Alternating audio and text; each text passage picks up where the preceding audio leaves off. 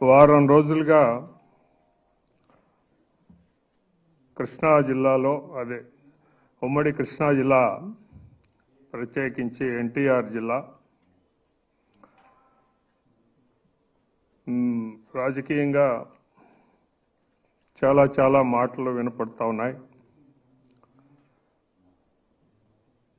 కేశినేని నాని గారు ఆయన పార్టీని వీడిపోవటం, తదనంతర పరిణామాలు చర్చకు వస్తూ ఉన్నాయి. నాని గారు మాట్లాడారు, అలాగనే వారు చెప్పినటువంటి మాటలకి వ్యతిరేకంగా కౌంటర్ కూడా చాలామంది మాట్లాడారు. అయితే ఒకటి ఇక్కడ మనం గమనించాల్సినటువంటి అంశం ఏమంటే, ఇందులో వ్యక్తి ఎక్కువ పార్టీ ఎక్కువ అనేటటువంటిది చూడాల్సినటువంటి అవసరం ఉంది.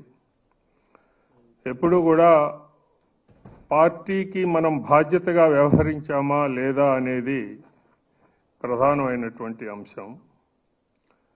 నాని గారు పార్టీ 2 సార్లు నాని గారికి అవకాశాన్ని ఇచ్చారు. ఆయన 2013లో పార్టీకి చేసినటువంటి సేవని గుర్తించి 14లో ఎంపీ టికెట్ ఇవ్వటం అనేది జరిగింది.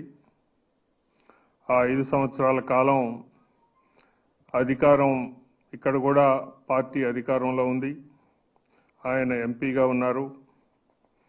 ఆ టైంలో పెద్దగా ఆక్షేపణలు అనేవి ఏమీ లేకపోయినా, 2వ దఫా ఆయన ఎన్నిక అయిన తదనంతరం మరి అనేక పరిణామాలు సంభవించాయి.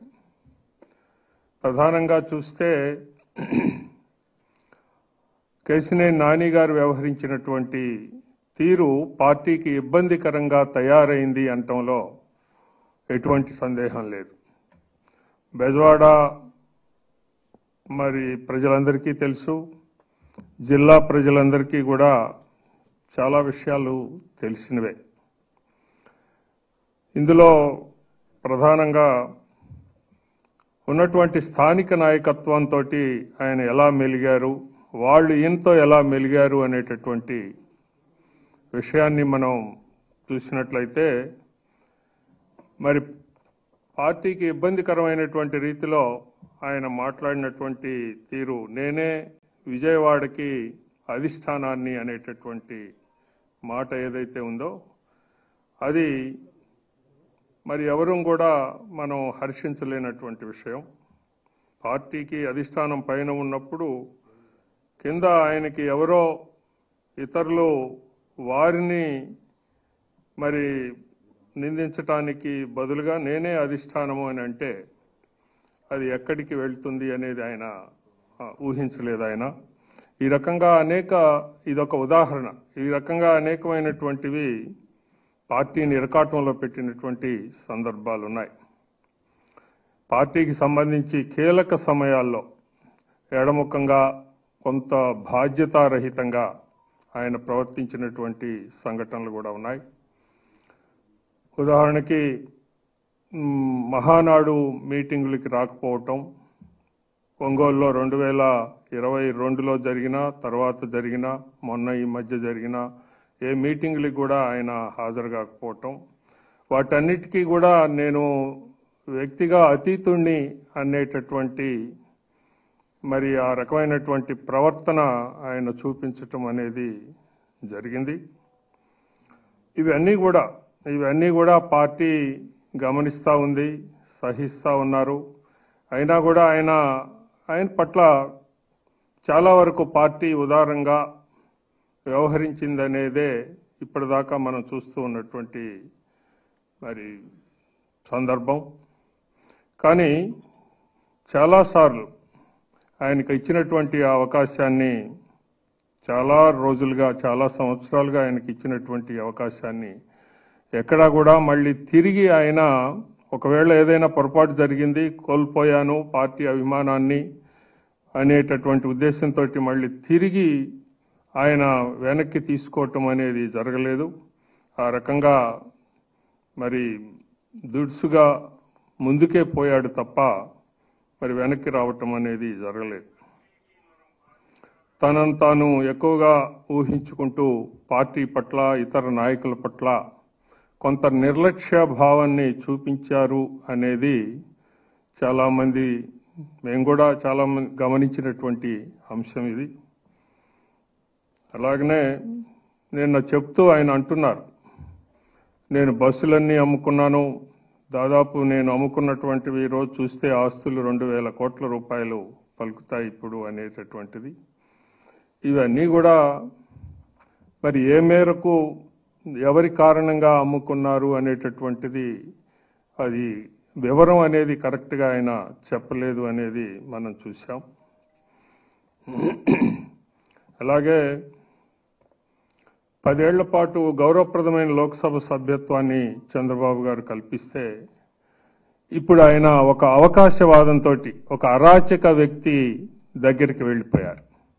అంటే అరాచకవాది అవకాశవాది కలిస్తే అది ఎలా ఉంటుంది అనే దానికి మరి మన అందరం కూడా ఆలోచన చేయవచ్చు.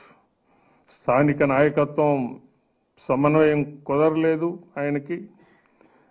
అది మళ్ళా రేపటి ఎన్నికల్లో ఆయనకి అది మరి ఏ రకంగానూ ఆయన బాధ్యతని ఆ సమన్వయాన్ని చేసుకోలేకపోతాను అనేటటువంటి ఉద్దేశంతోనే పార్టీని వీడినట్లుగా కల్పిస్తుంది తప్ప ఎక్కడా కూడా పార్టీ ఆయన్ని ఇప్పటి వరకు కూడా మరి తను పార్టీ దూరంగా పెట్టినటువంటి పరిస్థితి ఏం లేదు. ఎప్పుడు మనం చూసినా చంద్రబాబు గారు ఏ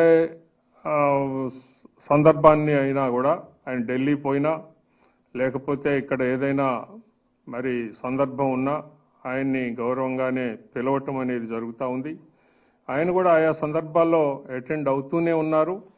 కానీ మళ్ళీ బయటికి వెళ్ళి మరొక రకంగా ప్రవర్తిస్తూ ఉన్నటువంటిది పార్టీ గమనించే మరి ఏమైనా సరే దీన్ని మనం ఏ రకంగా ఈ యొక్క పరిస్థితిని నివారించాలి అనేటటువంటి ఉద్దేశం ఆలోచనతోనే ఇన్నాళ్లుగా కూడా నడవటం అనేది జరిగింది. కానీ ఈరోజు మనం చూస్తే జగన్మోహన్ రెడ్డి దగ్గరికి ఆయన ముందుగానే మరి ఒక అండర్స్టాండింగ్తో వచ్చి పోయినట్లుగానే మనం భావించాల్సినటువంటి మరి పరిస్థితి కనపడతా ఉంది. ఇలాంటి వాళ్ళు తెలుగుదేశం పార్టీని వీడిపోయినందువలన మంచే జరుగుతుంది కానీ ఎలాంటి చెడు జరగదు అనేది మనందరికీ తెలుసది. చాలామంది ఆయనతో పాటు ఉన్నవాళ్ళు, ఆయనతో పాటు ఇప్పటిదాకా కూడా సహచరులుగా అనుచరులుగా మెలిగినటువంటి వారు అందరూ కూడా ఈ రోజున పార్టీకే నిబద్ధులై ఉన్నారు తప్ప మరొక రకంగా ఆయనతో వెళ్ళిన వారు చాలా చాలా తక్కువ అనేది మనం గమనిస్తే తెలుస్తూ ఉంది. అంటే పార్టీ విలువ అనేది ఉన్నప్పుడు మాత్రమే ఉంటుంది తప్ప, పార్టీలో ఉన్నప్పుడు మాత్రమే ఉంటుంది తప్ప ఆయన బయటికి వెళితే అది ఏ రకమైనటువంటి గౌరవాన్ని ఇవ్వదు అనేది ఆయనకి తెలియట్లేదు. రేపటి పరిణామాలు ఆయనకి తెలుస్తాయి. ఆయన ఈ రోజున సాక్షి పేపర్లో ఆయన వెళ్ళినటువంటి ఆయన వైకాపాలో చేరినటువంటి దీన్ని భారీ హెడ్డింగులతో రాశారు ఇవాళ. అంటే ఏంటిది? ఏదో భారీ నష్టం టీడీపీకి జరిగిపోయిందని దానిలో చాలా అసత్యాలు వండి వార్చడం అనేది జరిగింది. పలువురు సిట్టింగ్ ఎంపీలు ఎమ్మెల్యేలు సీట్లు ఎగ్గొట్టడంతో పాటు స్థానచలనంతో వైసీపీ ఇప్పటికే భారీ రాజకీయ సంక్షోభాన్ని ఎదుర్కొంటా ఉంది. అలాంటి పార్టీలోకి ఈయన వెళ్ళటం అంటే దీన్ని ఏదో తగ్గించి చూపించి ఒక వ్యక్తి తెలుగుదేశం పార్టీ నుండి బయటకు రాగానే దాన్ని చెలువలు పలువలు చేసేందుకు ఆ మీడియా ప్రయత్నం చేస్తూ ఉంది, ఈయన్ని వాడుకుంటా ఉంది. అంతేతప్ప ఇప్పటికే ప్రజలు సమాయత్తులై ఉన్నారు.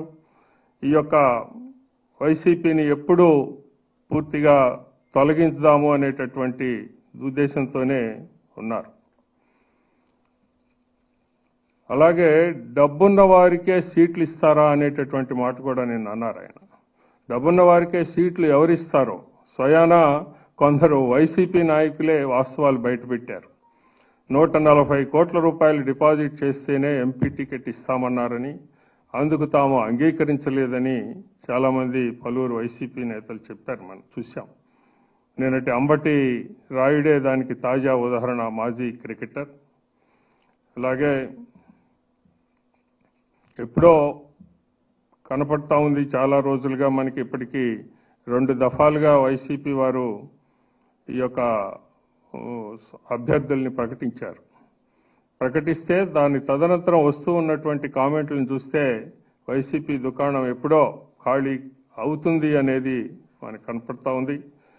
ఇలాంటి దానిలో మరి ఈ రకంగా ఈయన దానిలోకి వెళ్ళి చంద్రబాబు నాయుడు గారిని మరి మాటలు అంటము అని అంటే దీన్ని ఏ రకంగా తీసుకోవాలి?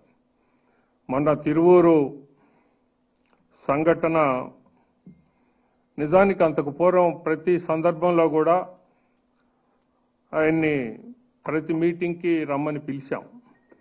కానీ ఎప్పుడు కూడా ఆయన ఏ మీటింగ్కి కూడా రాలేదు. మొన్నటి మీటింగ్కి కూడా ఆయన్ని మామూలుగా అందరినీ పిలిచినట్లుగానే పిలిచాం. దానికి ఆయన వచ్చి అక్కడ చేసినటువంటి ఆ రభస ఏదైతే ఉందో అది నిజానికి మరి అది పార్టీ మీద ప్రేమ ఉంటే, పార్టీ పట్ల బాధ్యత ఉంటే ఆ రకంగా జరగటానికి వీల్లేదు.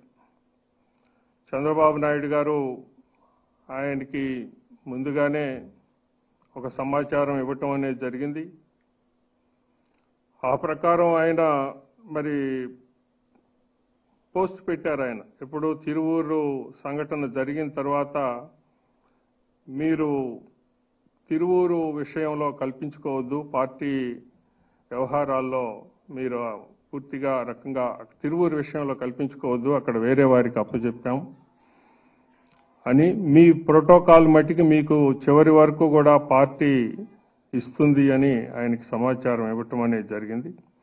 అయినా కూడా ఆయన అక్కడికి రావటం, ఆ రకంగా అభ్యపత్సం జరగటం ఇవన్నీ కూడా మనం చూసాం.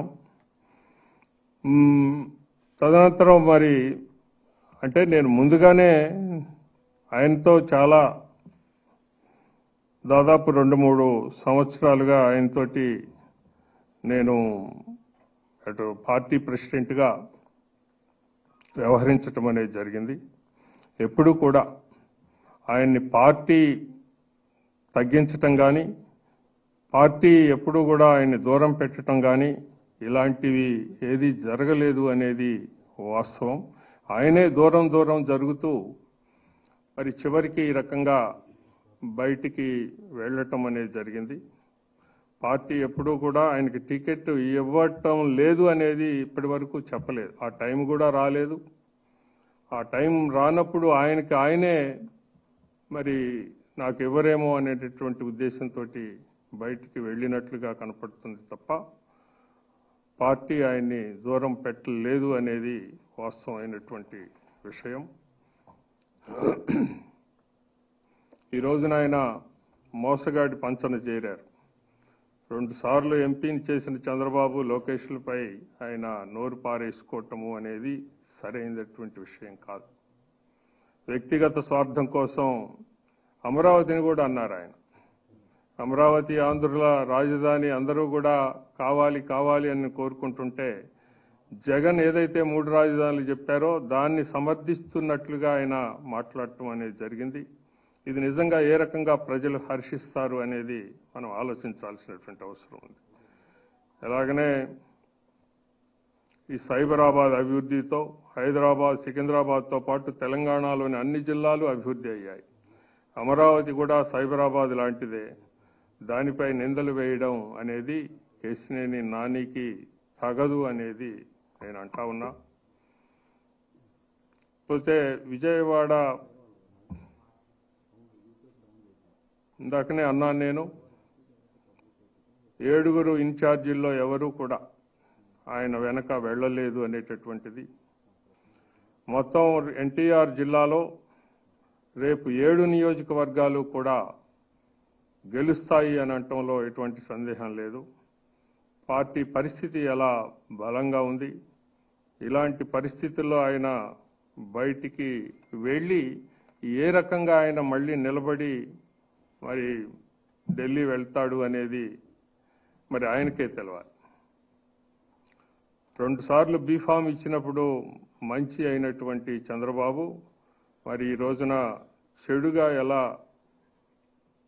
అనేది ఆయన చెప్పాల్సినటువంటి అవసరం ఉంది. మొట్టమొదటి నేను అలాగే రాజా నారాయణ గారు మేము ముగ్గురం వెళ్ళి ఇలా పార్టీ అభిప్రాయపడతా ఉంది, మీరు అక్కడ ఒకరికి అప్పచెప్పాం, మీ యొక్క ప్రోటోకాల్ మీకు ఉంటుంది, మీకు ఏ రకంగానూ ఇబ్బంది రాదు అని మేము చెప్పిన తర్వాత ఆయన పోస్ట్ పెట్టారు. ఆ పోస్ట్ పెట్టినప్పుడు కూడా చంద్రబాబు గారు ఏదైతే ఆదేశించారో నేను తూచా తప్పకుండా పాటిస్తానని ఆ రోజు మీరు చెప్పారు. చెప్పి మళ్ళీ తర్వాత అనేక రకాలుగా మాట మార్చుతూ మరి ఇప్పుడు చివరికి ఒక అరాచకవాది పార్టీలో మీరు చేరి ఈ రకమైనటువంటి మాటలు మాట్లాడటం అనేది ప్రజలు ఏమాత్రం కూడా హర్షించరు అనేటటువంటిది మేము అంటా ఉన్నాను. ఇది మొట్టమొదటగా నేను చెప్పినట్లుగా పార్టీ అనేదే ప్రధానం తప్ప ఎవరికైనా కూడా పార్టీని వీడిపోయితే ఆ విలువ అనేది మీకు రేపు ఎలా ఉంటుంది అనేది ప్రజలే తెలియజేస్తారు అనేది నేను అంటా ఉన్నా. దయచేసి పార్టీని వీడిపోవటం అనేది అది మీ ఇష్టం, వీడిపోయారు. అవతల చేరటం అనేది కూడా మీ ఇష్టమే, దాన్ని ఎవరు కూడా కాదనలేని విషయమే. కానీ ఉన్నప్పుడు ఒకలాగా మళ్ళీ పోయినప్పుడు మరొకలాగా మాట్లాడటము అనేటటువంటిది ప్రజలు ఏ రకంగా భావిస్తారు అనేటటువంటిది మీరు ఆలోచించుకోగలగాలి అని మేము తెలియజేస్తా ఉన్నాం.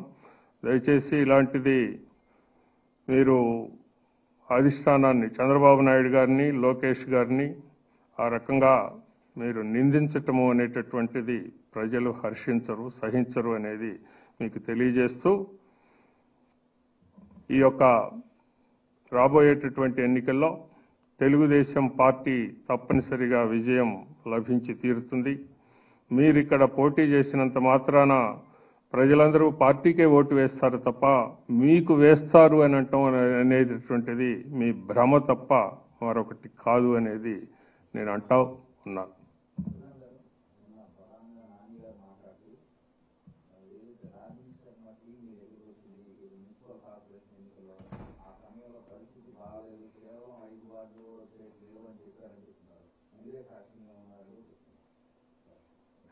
ఆ రోజు పరిస్థితి విజయవాడలో అది ఆయన ఆ రోజు చూసాం మనం. అసలు నాని గారు అలా వ్యవహరించటము అనేటటువంటి దాని మీదనే అక్కడ కొంత డిస్టర్బెన్స్ అనేది జరిగింది.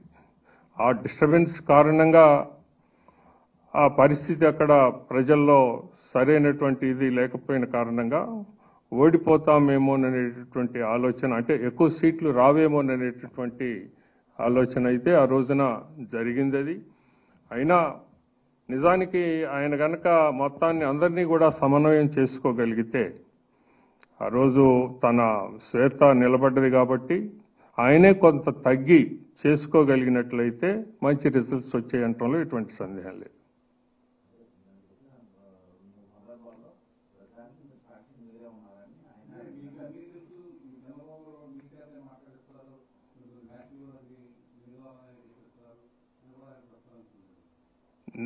ఇప్పుడు పార్టీలో ఇంటర్నల్గా అనేకమైనటువంటి విషయాలు మాట్లాడుకున్నాం, అందులో వేరే ఏం లేదు. ఏది చంద్రబాబు గారు నాతో మాట్లాడటం కానీ నేను ఆయనతో మాట్లాడటం కానీ ఇంటర్నల్గా డిస్కషన్స్ ఉన్నాయి, ప్రపోజల్స్ ఉన్నాయి, ఇవన్నీ ఉంటాయి జనరల్గా. అవి ఏవైతే ఓపెన్గా బయటికి నిర్ణయం తీసుకున్న తర్వాత బయటికి వచ్చిన వాటినే మనం పరిగణలోకి తీసుకోవాలి తప్ప మరొక రకంగా తీసుకోవటానికి వీల్లేదు కదా.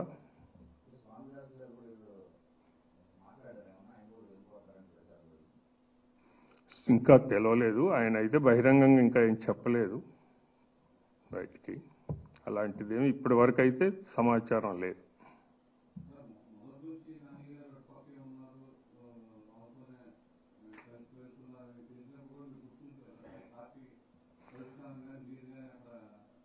మొదటి నుంచి అని అంటే ఆయన ఎప్పుడైతే ఆయన ఈ యొక్క అధికార కార్యక్రమాల్లో పాలు పంచుకుంటూ వాళ్ళని ప్రైజ్ చేయటం అనేది జరిగిందో అప్పటి నుంచి కొంత అనుమానం అయితే ఉంది.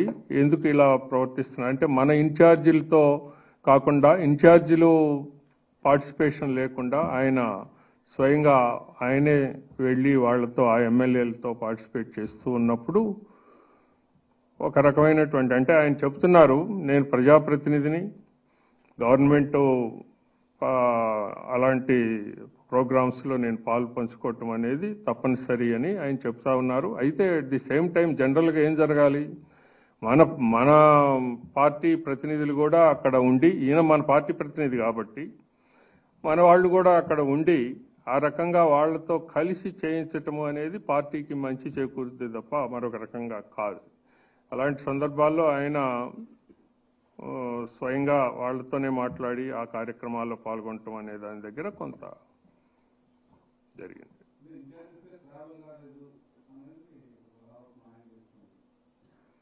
ఇన్ఛార్జెస్ ఒక్కొక్క సందర్భంలో అయ్యారు. ఇప్పుడు ఉదాహరణకి జగ్గయ్యపేట ఉంది, తాతయ్య గారు కలిసి వచ్చారు. మరొక చోట ఆ స్థానికంగా ఉన్నటువంటి ఇబ్బందుల రీత్యా మేము రాము మీరే చేసుకోండి అన్నటువంటి సందర్భాలు ఉన్నాయి. అలా కాకుండా మీరు వెళితే పార్టీకి నష్టం జరుగుద్ది, మీరు వెళ్ళొద్దు అన్నప్పుడు కూడా వెళ్ళినటువంటి సందర్భాలు ఉన్నాయి.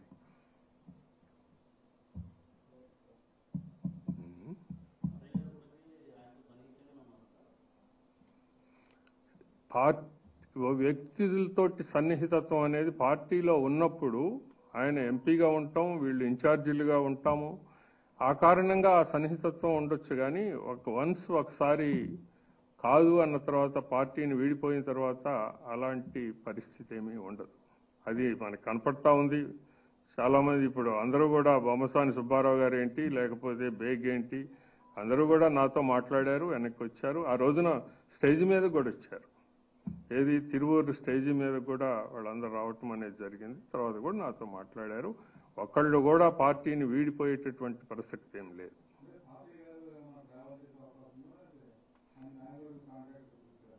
తాతయ్య గారు అసలు అలాంటి ప్రశ్నే ఉత్పన్నం కాదు. అదేదో మనం మీడియాలో వచ్చినదే తప్ప తాతయ్య గారు ఆయనతో సెయిల్ చేస్తారు అనేటటువంటి మాటలో అసలు ఏమాత్రం దానిలో నిజం లేదు.